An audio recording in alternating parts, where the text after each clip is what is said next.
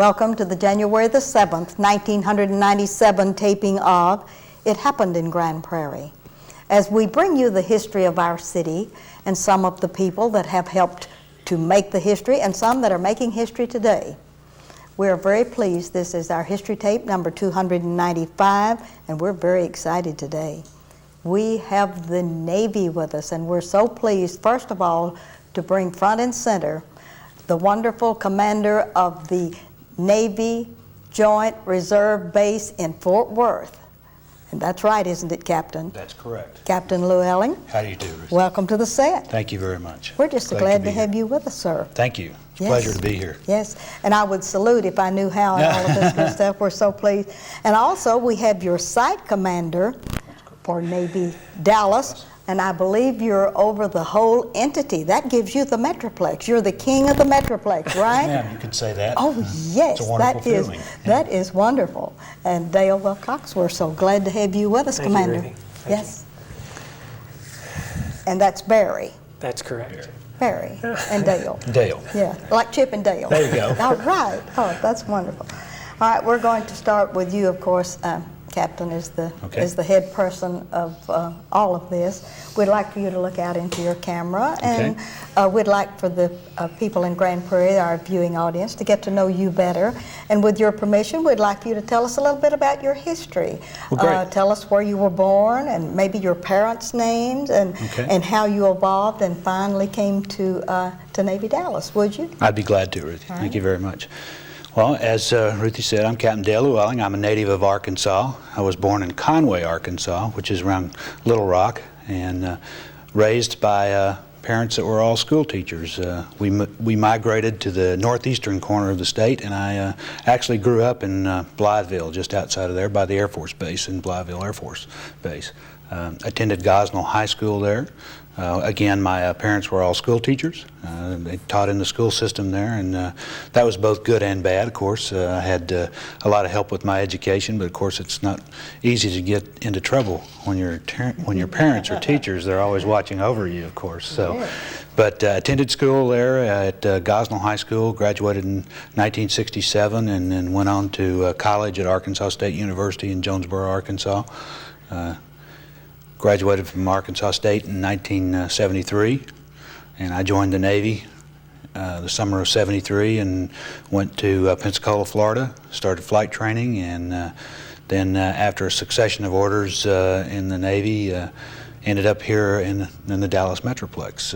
I was fortunate enough to get to be a flight instructor during my career. I was a flight instructor in Meridian, Mississippi for 2 years.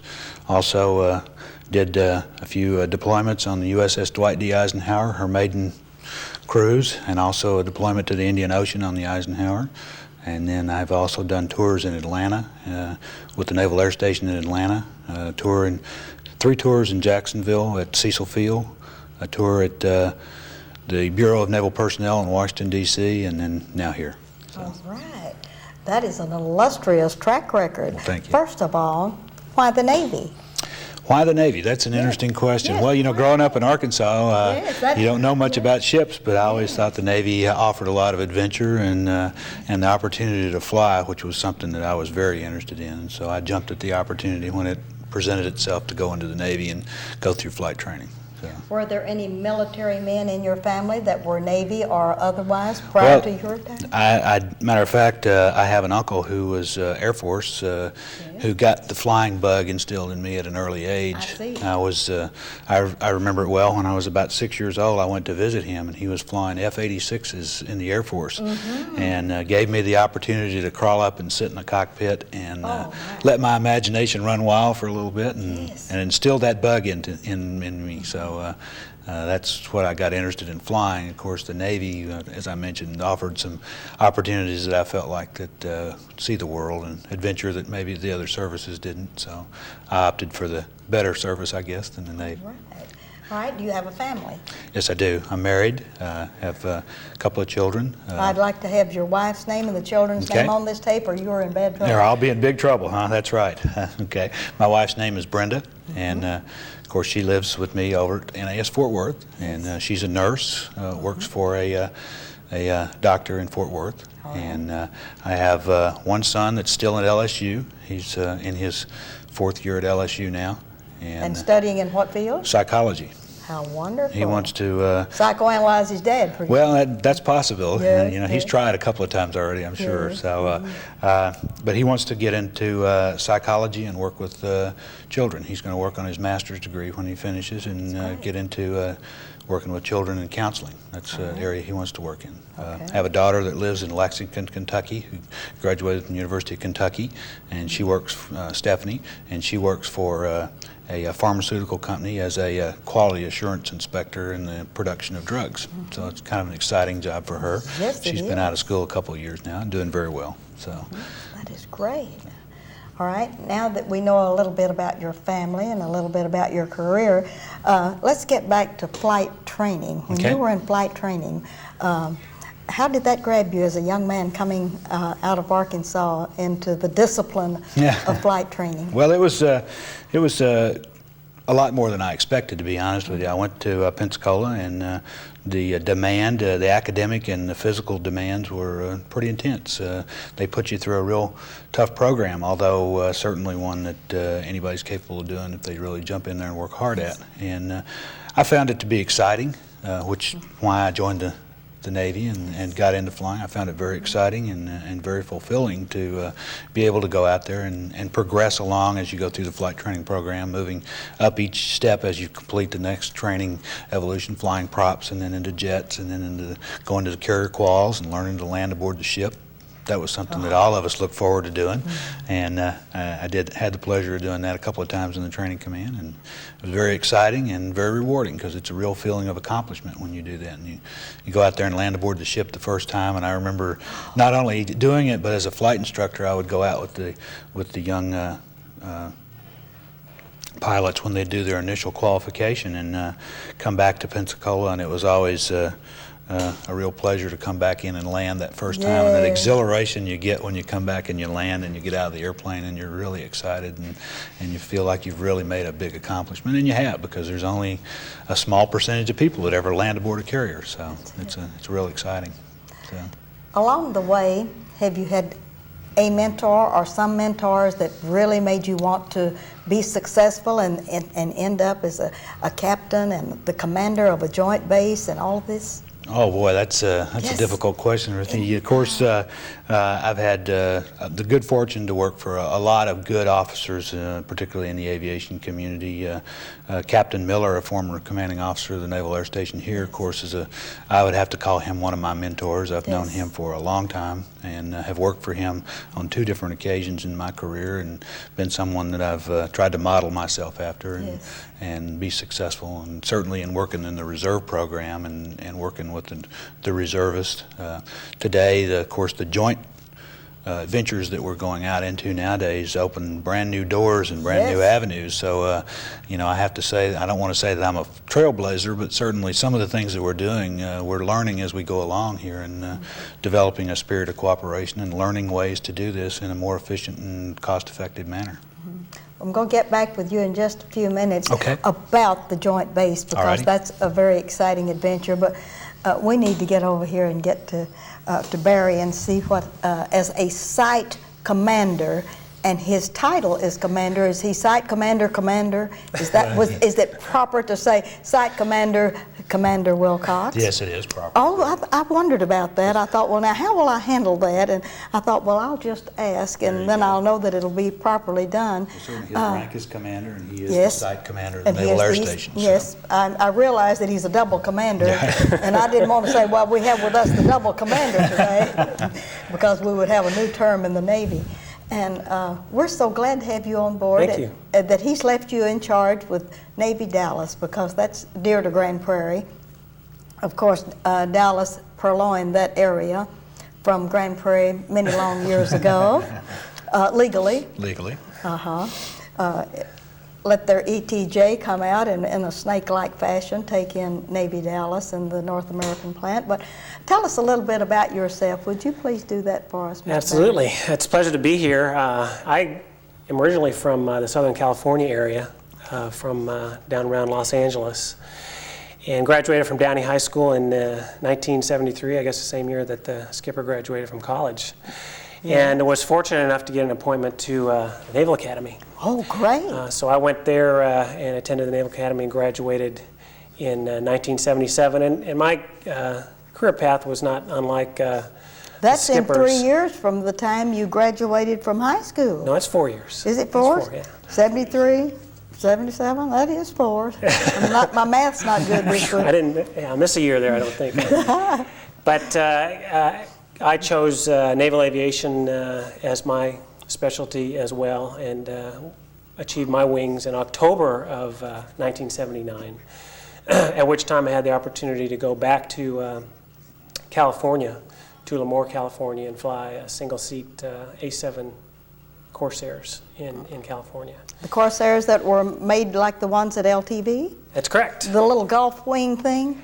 Well, I think those were a little older. These the Corsairs that we flew were off aircraft carriers, single engine, single seat attack, made it quite a name for themselves in the Vietnam War.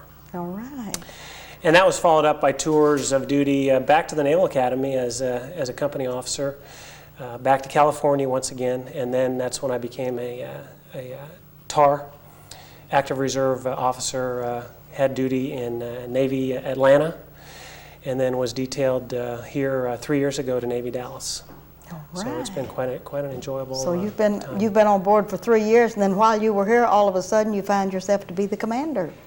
The detailers didn't have the bodies available to send to Navy Dallas. So at the time, Captain Cannon asked for volunteers to take the job, and I thought it was going to be a great, and has been a great opportunity to accept that position. And with the 3 years background that I had a little bit of knowledge of the processes that the base was undergoing, and pretty knowledgeable of the tenants and things like that. So it's been real helpful to have that 3 years background before I took that job.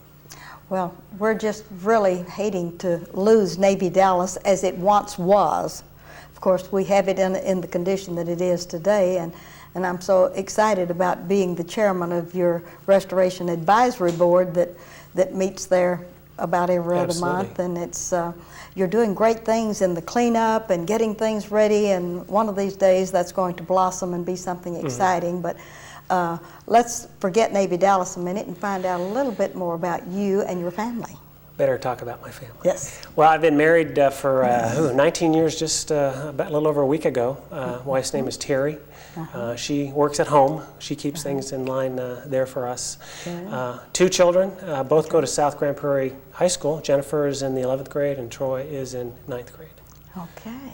Yes, and you have great promise for those 2. And they live on the base in the beautiful old historic home that was once was housed Captain Weddington back in the 1931, 32, 33, in those years. Yeah, I believe the house was made in the late 1920s, so Yes, there's a lot of history in that house. As a matter of fact, if my memory holds correctly, there were 3 houses there at one time, and then they did raise one of them and leave 2.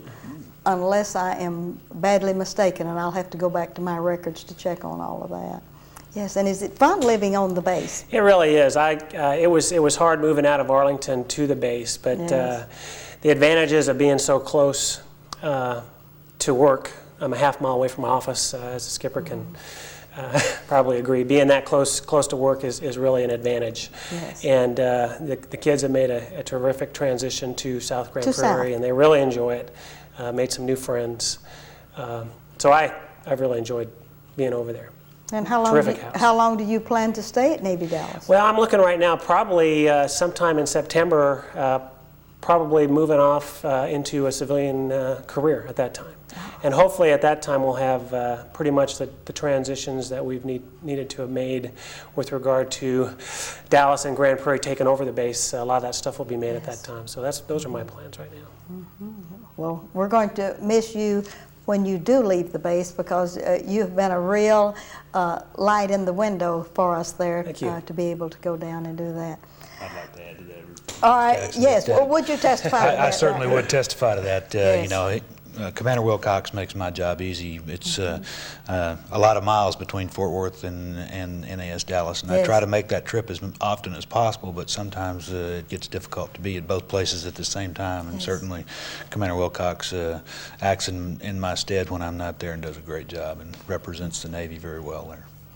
And let's get back to the joint base now. At the joint base, you have how many of the entities already transferred over to you? Several?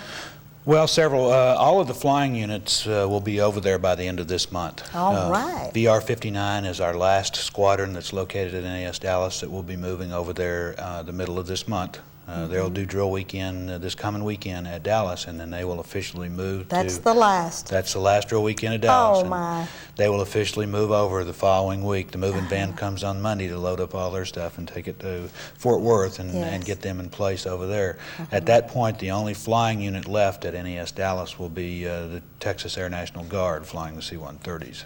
And of course, they're going to be there for another 18 months or so until we get the construction finished at Fort Worth for their facility over there. Yes. So. And then you're going to have a bang-up place in Fort Worth. We Won't sure that are. be exciting? It will be exciting, and we're doing some exciting things already over there. We're, of course, it's a joint reserve base. It's a new concept that we're dealing with. We're going to try to integrate all the services as we can. Each one of us has a different mission requirement that we train to do in case they get mobilized and sent away. So we have to maintain the integrity of each unit as far as their ability to go do that job if they get mobilized and sent away. Yet there are many functions that we all do that we're looking at to see if we can't integrate those down and make it more efficient and more cost effective for the taxpayer, if you will, because that's part of our job.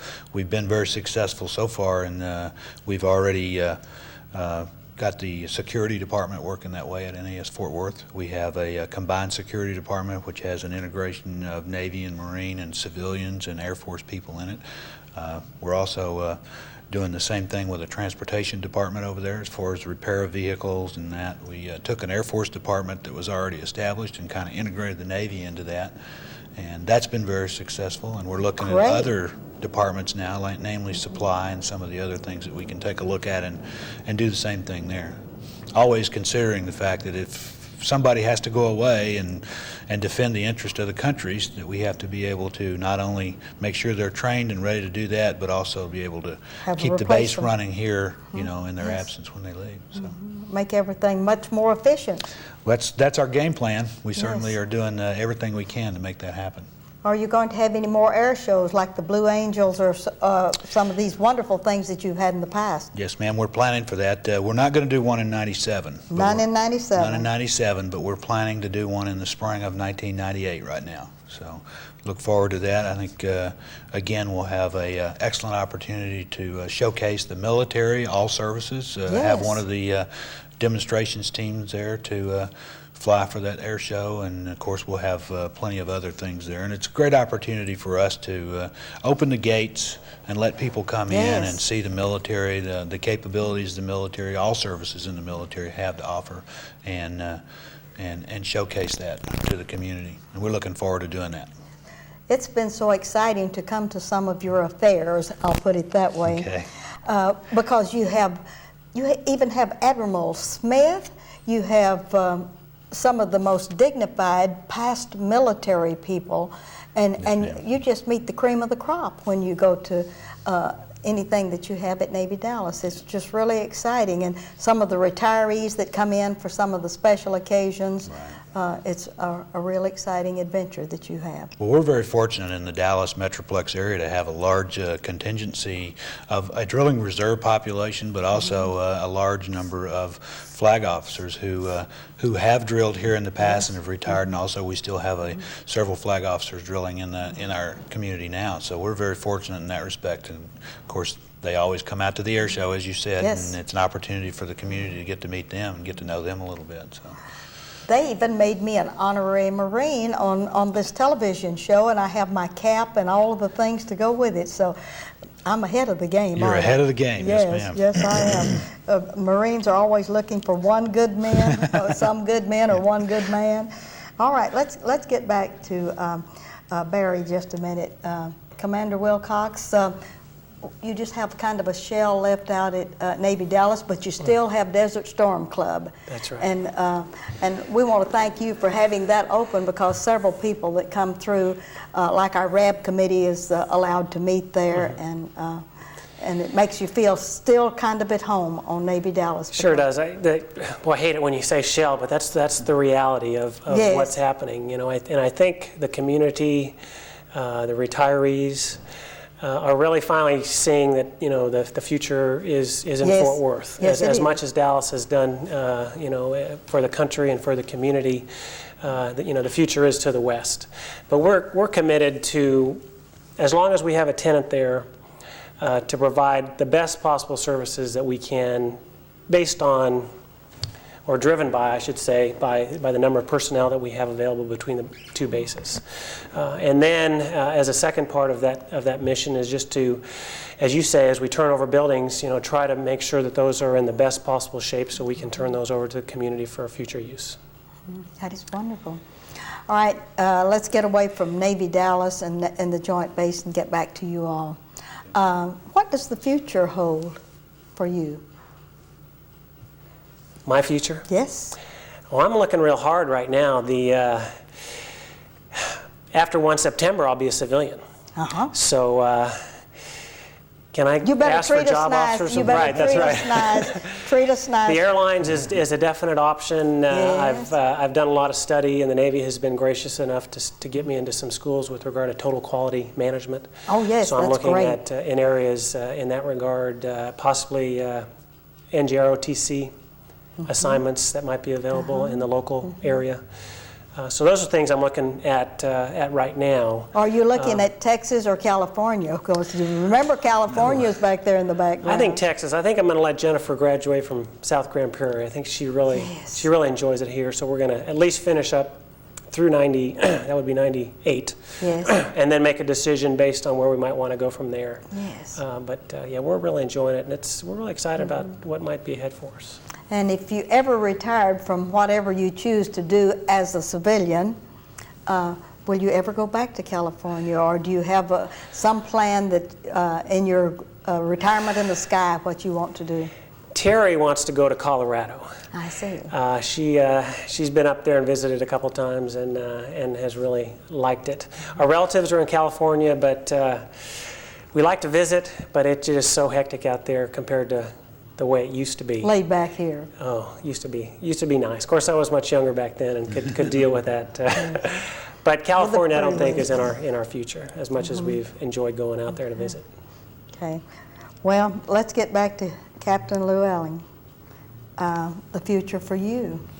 Well, certainly I'll be here until hopefully the tour end is- part of 98. Yes. Sometime in the summer of 98 would be my projected rotation out, and someone would be identified to relieve me. And why do they have to move you all out on all of this schedule? Just when you have gotten used to us and we've gotten used to you all, and it's... Well, I would love to stick around. As a matter of Yes. fact, I have volunteered to do that, but Yes. the Navy powers that be. has other jobs for me after Yes. this. Also, command positions are few and far between, and so Yes. it's an opportunity for other deserving officers to get their turn at command, and so to continue on your progression in your career development, there's certain things you have to do, and you have to go to staffs like I did in Washington, and then you get to go back and get to be a CO for a while, but then the Yes. payback is you get to go back and Back to serve Washington. on that staff again. Oh, my.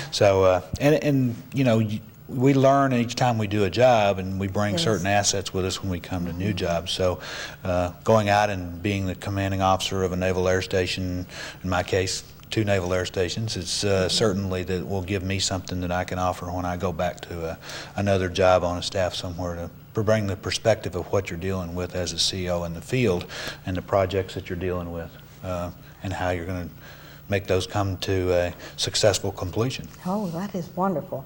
Well, we'd like to know just a little bit more about what you look forward to as a hobby.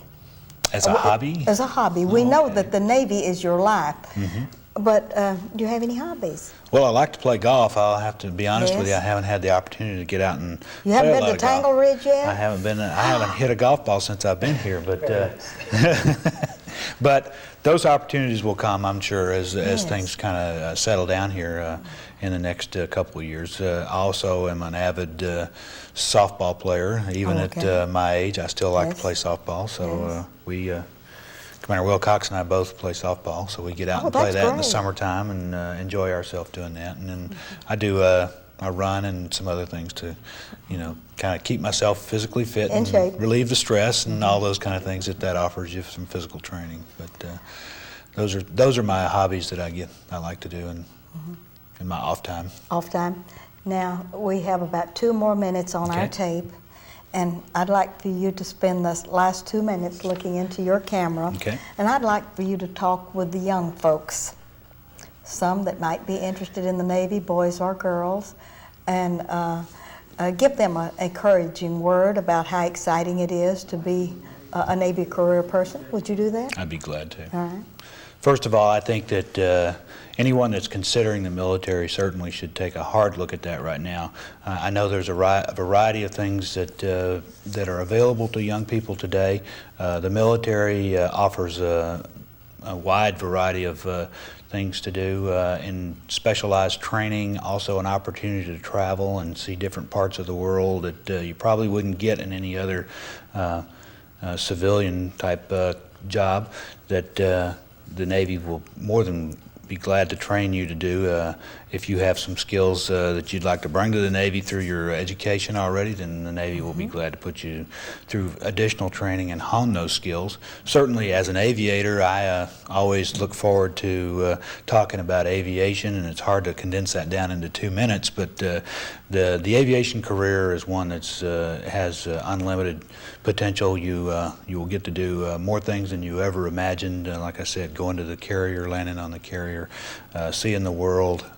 In addition to that, you also get the opportunity to develop your management skills and do a wide variety of different jobs. So the military and the Navy offers you a lot, and I will even put a plug in for the other services also, that the other services equally have lots of opportunities to offer everyone and to train you in special skills. So we are still hiring, in spite of the fact that they talk about us downsizing. We are still hiring bright young people. So. That's a wonderful exhortation. Thank you. I want to thank you, too, for being with us. And you just must have 1/2 minute to say anything you'd like to Grand Prairie that you're glad you're here. Well, I'm thrilled to be here. I just hope that I don't let Grand Prairie down in the next 8 to 9 months that I'm here. If there's anything at all, any questions that any members of the community have with regard to what's going on at Navy Dallas, or if there's anything that we can do for you, the community, in the last 9 months that I'm here, do not hesitate to call Navy Dallas, and we'll do everything we can to make it happen. That's wonderful. It's just a pleasure. Thank you very much, Ms. And a Jackson. salute to both of you Thank you, all. Ruthie. Thank you. And this has been an exciting entrance interview. We're going to be sad when you do an exit interview, but we want to thank you for the time you've given us today. Thank you very much. And this is Ruthie Jackson reminding you that history is as we live and do.